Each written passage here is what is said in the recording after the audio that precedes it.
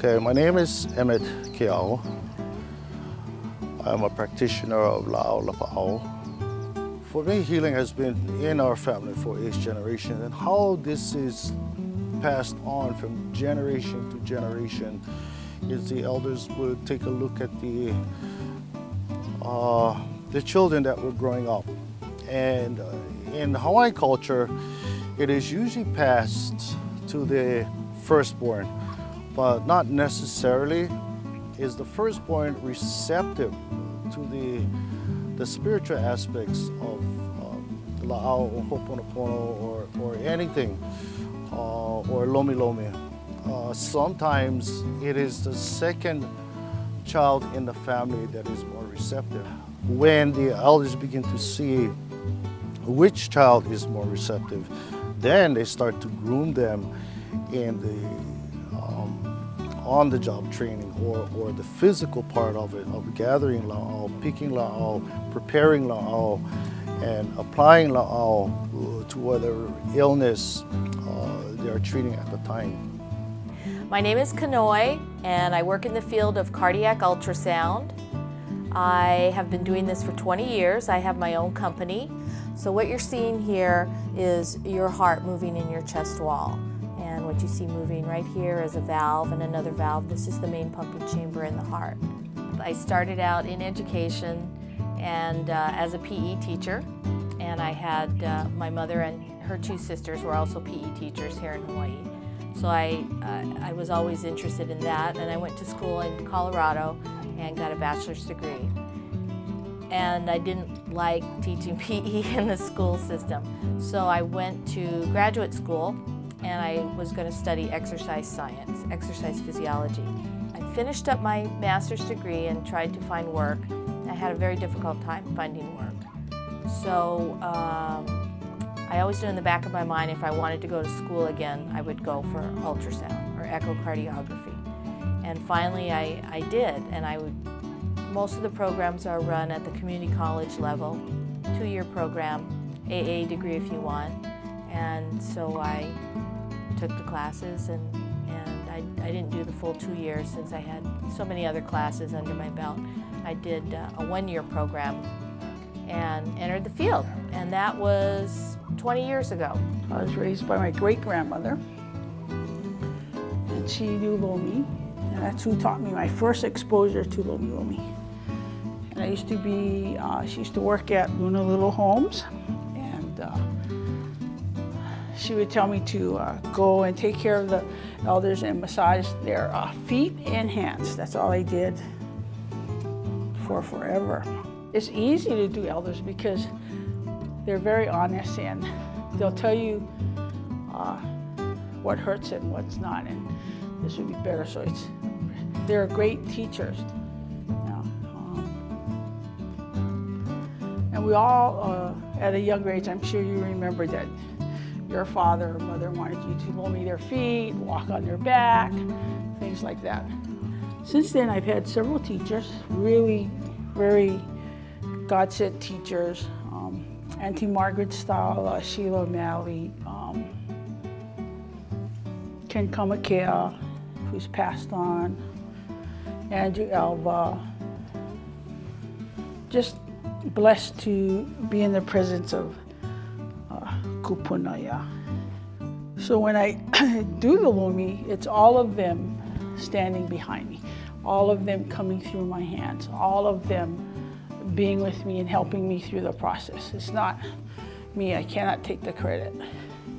It's all the teachings that I've learned. I had no idea what I was going to do when I was in high school. I envied those who knew from high school. They identified what they wanted to do and they had a plan. I didn't have a plan. I was very lucky to be surrounded by people that pushed me in the right direction. And these were people that were connected with the school. I had friends, and it was just the right group of people. So I was very lucky because I went to college, and I'm not sure that would have happened. It wasn't that I didn't get the support from my mom, who was a single parent, but she was a single parent. She was very busy, and I'm the eldest of, there's four girls. and I'm the eldest, and so my job is to help take care of my sisters. And beyond high school, there wasn't much discussion of that. It was survival. So I didn't really have a plan. I was very lucky to go to college. And then when I went to college, I was very lucky to qualify for monies that paid for college, because mom couldn't do it. Mom was working 2 jobs just to make ends meet. I actually did a major in nursing initially. I went into teaching. I thought teaching was my calling. And eventually I ended up working at Queens and doing some teaching there, and realized that this is where I belonged. I belonged at the bedside, helping patients. And that's where I realized, that stimulated my interest. So I went back to school and got a degree in nursing. If you're unsure what it is that you want to do, it's okay to not know. But you need to keep stepping forward and furthering your education, because you are going to find your path. You may not find it initially, just like me. I didn't find it initially. I thought I did, but I got steered into another direction, and once it became apparent to me, you know where you belong. If you know what your passion is, it's all about finding what your passion is. Once you identify it, you don't work a day in your life. That's what they say. You'll work hard, but that will stimulate you to come back again and again. So it's okay if you don't have a plan. Just keep going through the process. Go to school, get as much knowledge as you can, and one foot in front of the other, keep going.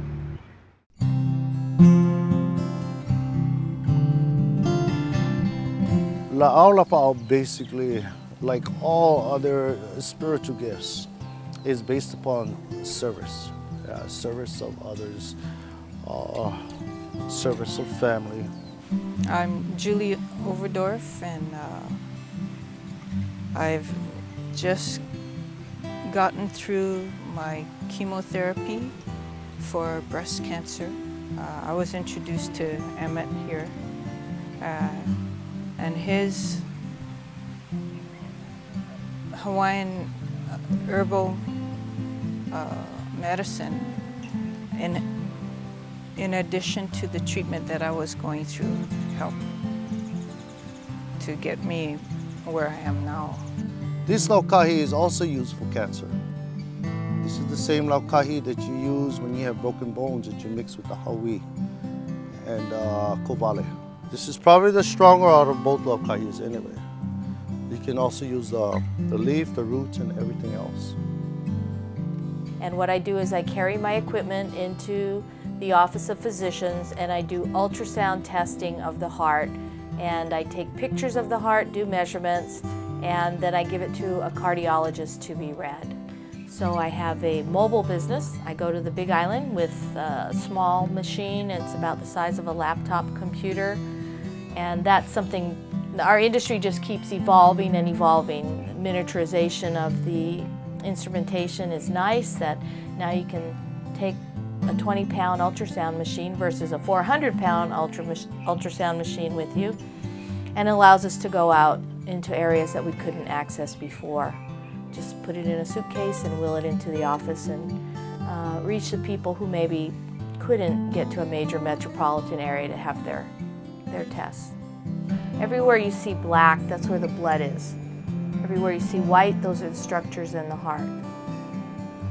Valves, walls, chambers, right side, left side, and the blood is circulating in here.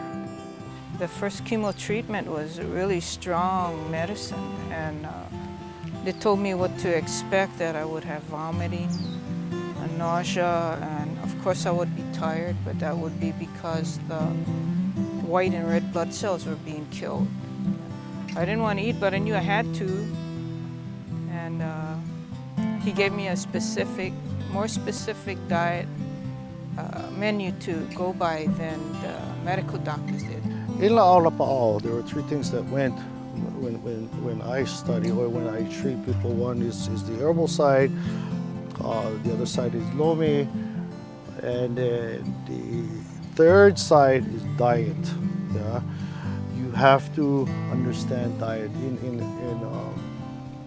When the Hawaiians prepared food, a lot of it was either taken from the ocean, or it was taken from the mountains, or it was picked from places they lived around. I enjoy it. I enjoy helping people, especially when it's their body, they have some kind of sickness or something's ailing them, their back hurts, their stomach is sore, just to touch and work on their body to make them feel better. Lomi Lomi is using everything available that you can. I think you can use your hands, your fists, your fingers, your feet, implements such as sticks, rocks, anything to get the body to release the issues that they have, to release the hewa. And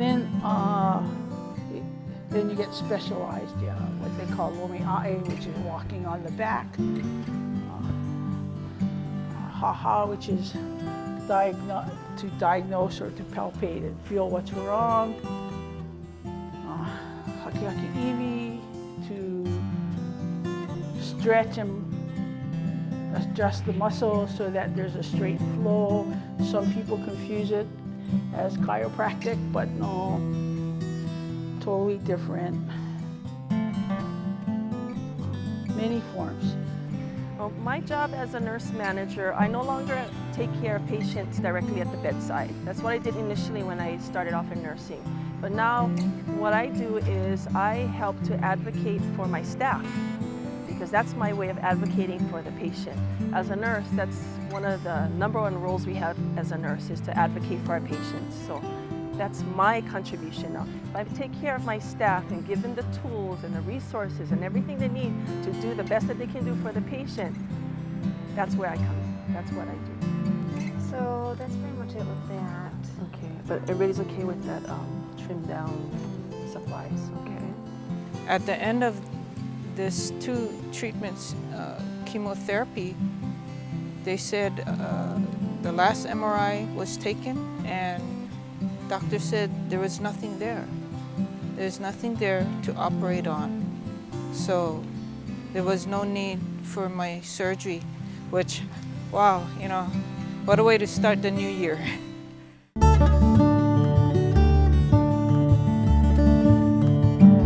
I guess part of the reason for me also to get into nursing was to help out the Hawaiian people. Because of our health rates of Hawaiians is so poor. We've got diabetes, hypertension. In my own family, there's all of that as well. And I wanted to be able to make an impact on it.